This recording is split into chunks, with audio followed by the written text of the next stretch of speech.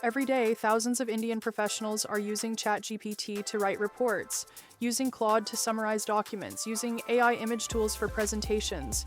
None of them know that 2 months ago, the government of India passed a law that directly affects how they use these tools, not in the future. Right now, already in force. The law has been in force since the 20th of February 2026. That is 2 months ago. Most Indian professionals still do not know it exists. I am going to tell you exactly what it says, what it means for your daily work, and most importantly, what you do not need to worry about at all, because the law is more specific than the headlines suggest. And once you understand it, you will realize you are probably already doing the right thing. Welcome back to Zero Click Work. This channel is about using free AI tools to do more work in less time.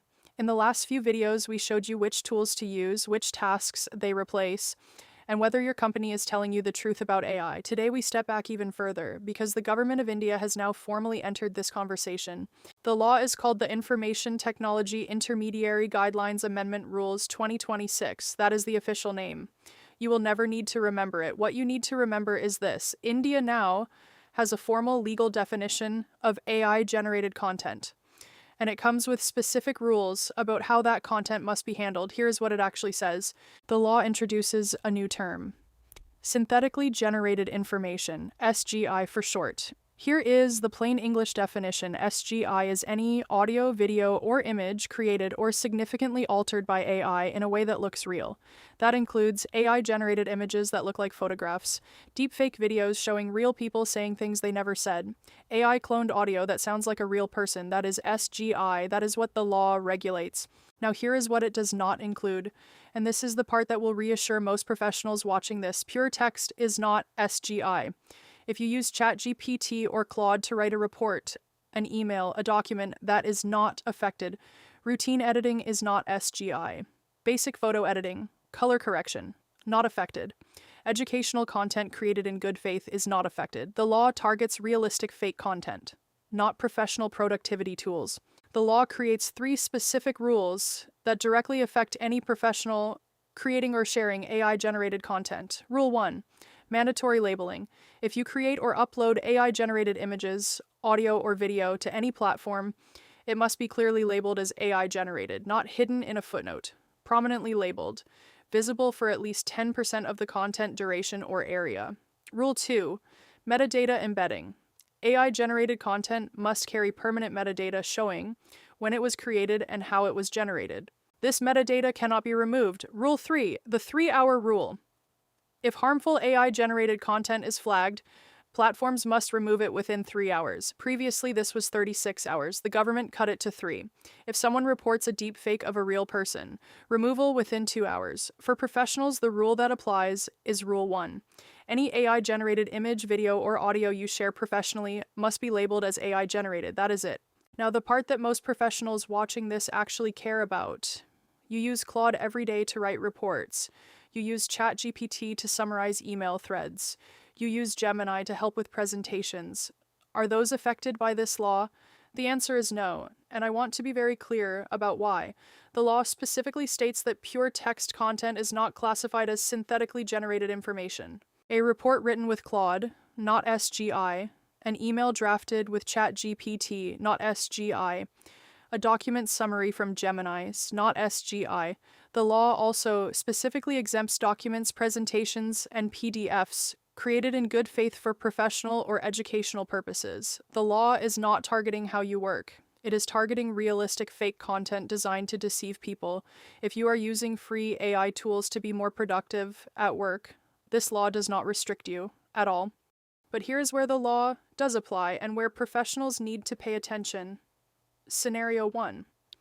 You use an AI image generator to create a photorealistic image for a marketing presentation. Under this law, that image must be labeled AI generated before you share it.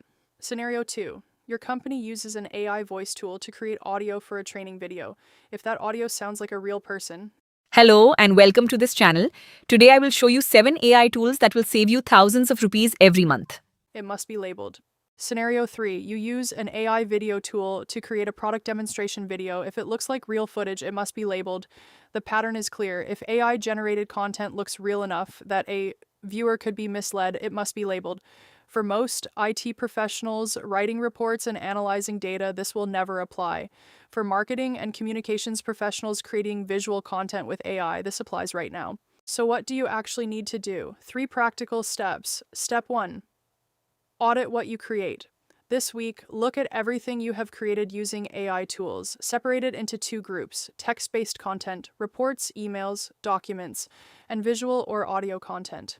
The first group is not affected. The second group may need labeling. Step 2. Label your visual AI content. If you share AI-generated images or audio in professional contexts, add a simple label. Created with AI, that is all it needs to say. You do not need a lawyer to do this. Step 3. Update your team. If you work with a marketing team or communications team that uses AI image tools, share this video with them. Most teams are not aware this law exists. You being the person who knows about it before your manager does is exactly the kind of visibility we talked about in the last video. Here is why this matters beyond just legal compliance.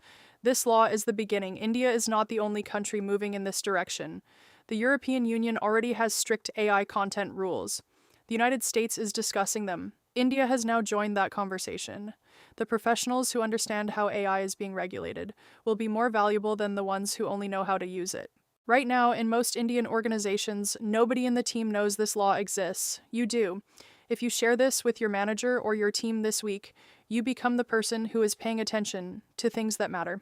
That is not just compliance awareness. That is career positioning. The AI tools on this channel help you do your work faster. Understanding the rules around AI helps you do your work smarter. Both matter.